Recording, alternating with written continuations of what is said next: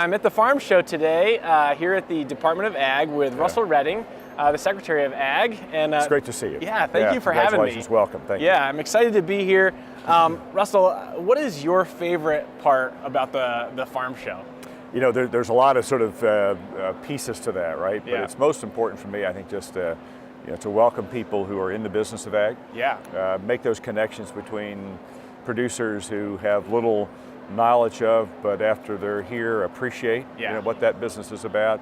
That's the best part for me, just really getting a chance to meet both those who produce it, but those who consume it, and if we can put them together here as we try, it's a good feeling. That's right. Yeah. And one of the very cool things that you can find here at the farm show is the butter sculpture. Yeah. What an amazing display out there. The capes, I was just looking at, the capes are amazing. So there's a little bit of a story behind that. What can you tell us about the butter sculpture this year? Well, you know, as we thought about it, and that's sort of the butter sculpture is sort of that iconic sort of piece of farm show. You got to see the butter sculpture. You got to see the butter sculpture. I always looked at the butter sculpture as sort of being north on the compass in here as well, right? So if I know where that is, I know where I am in the complex.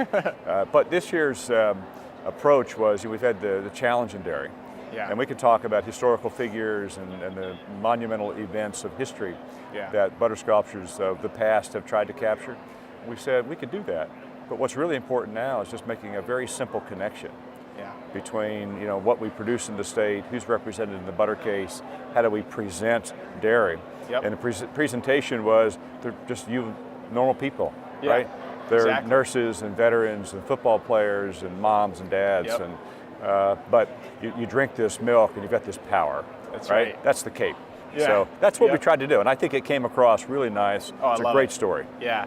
And I love, the opportunity to talk about dairy. That's a big piece of the 68th district, and it's times are tough. They have been for a while, and everybody wants a legislative fix, right? Yeah, they do. And I've quickly realized, I've only been in office for a little while, but man, a legislative fix is a long ways off. It takes time in any piece of legislation.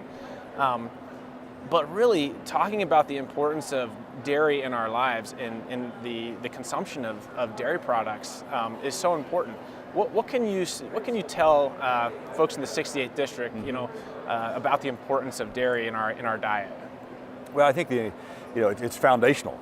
Right? Both in terms of its nutrition, but it's also economically foundational, right? It's in your district and across Pennsylvania. Exactly.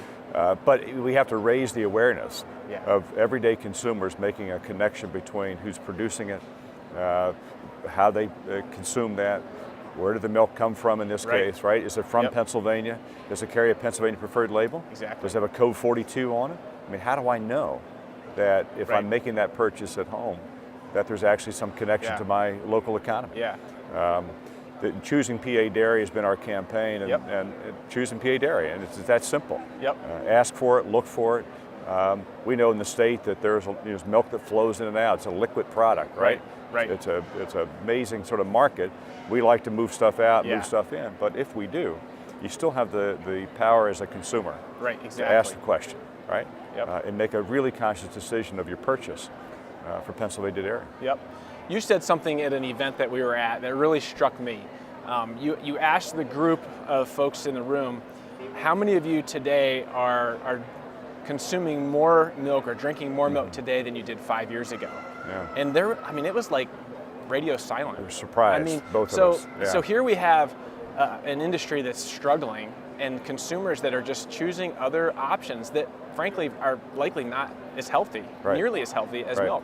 So that was convicting to me, and it really made me think about the choice that I make, because it really is a choice, right? When we're standing at the convenience store and there's this sea of options to choose to purchase, and then usually up in the left-hand corner there's like 2 rows of milk, right? But that's a choice that consumers make, and I've been telling people, like, hey, if you want to see this industry come back to life and grow in the 68th district and all over Pennsylvania, that's where it's going to happen. Those are the choices that we make, and if folks, that's the key. Exactly, that is the key. And if we can increase consumption, man, that would be huge. Right. I think as we've talked about it, both personally, but also as I've talked about it at large, is having folks, really think, right? And when say often when consumers think agriculture wins. Yeah. Right? Yep. You got to think about it, right? And say, if I've got all these options in the convenience store, my decision to buy a particular product, both is a statement of what I value. Exactly. It's nutritionally important, but it's also a question of who benefits economically. Exactly. And we're finding that out in dairy. And we could talk a lot about dairy. The other piece of that is that every option that people are moving to away from dairy is more expensive. Yep. And in many cases less valuable, right? Both nutritionally. So Yep. there's some work to do, but I think just the power of our personal decisions. Yeah. Second, we clearly have to raise, the capital, if you will, to reinvest in dairy. That's both the farm and at large. There are macroeconomic issues just because we move product all over the planet. Right. Those trade issues and policy issues, but we shouldn't. They're not predicated on marketing. Right. Right? It's in addition to. Right. So, and a lot of those things, like I said, take time. They take time. Like if what can happen today, and what I would love our viewers to it's an active decision they can make today. Yeah. And that will help and support the industry as much, if not more, than anything. And it's a great message that we're getting out, and I really appreciate you. Yeah, glad to do it. Thanks for being a that. champion of that, by the way. Just it's keeping important. it. Yeah, it's an important issue. And Yeah. so the other day we had some FFA students down here. Yes. That was exciting. Cool. The FFA program is a big deal in the 68th district. Yeah. What would you? How would you encourage a couple of FFA students in the 68th district? If you could give them one nugget of truth, what would you say? I would say, never underestimate the value of that jacket. Yeah, right? That's great. It's amazing. I mean, I've wore it, and upon reflection, as you get a little older, right? I think about the opportunities that brought me to Harrisburg, as a young 15, 16-year-old kid. It took me to Kansas City, Missouri. Yep.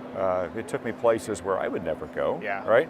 And what I was exposed to, the people I met, the mentors along the way of ag teachers and agribusinesses. So that jacket is really transformative, and we need that. We need that leadership in society, right? Yep. People who are reasoned, who are thinking hard about policy issues, about finding solutions to the environment and markets of dairy, right? Exactly. It's all in the FFA. It's right there. Well, I was thinking about that. I saw this vast array of blue and gold the other day, and it's like, the ideas that are going to come from that crowd for the agricultural industry is amazing. Yeah. To think of the potential that's sitting in that room. And I say to every FFA member, when you get to doing your resume, the first thing you list is not who you are. It's that you remember the FFA. Yep. Right. So this speaks tons. You put it right at the top, and I know that if you've done the 3 or 4 years as an FFA member, you're thinking about the world in a different way, right? Yep. You're thinking about how do I interact in a civil way? Yeah, how do I exhibit those leaderships of quality leadership? All of that's cool. Now, just maybe on a little lighter note. So your favorite food at the farm show? If there's one stop that you and it can't be milkshakes, because we know that's because I'm going to ask you how many milkshakes you tend to drink at the farm show. But what's your favorite? If there's one spot that you look forward to going to every year for food, what would it be? There's one spot, and it sort of changes by year. Okay. But I found over in the apple, the fruit growers area, they have a warm apple dumpling with ice cream. Oh.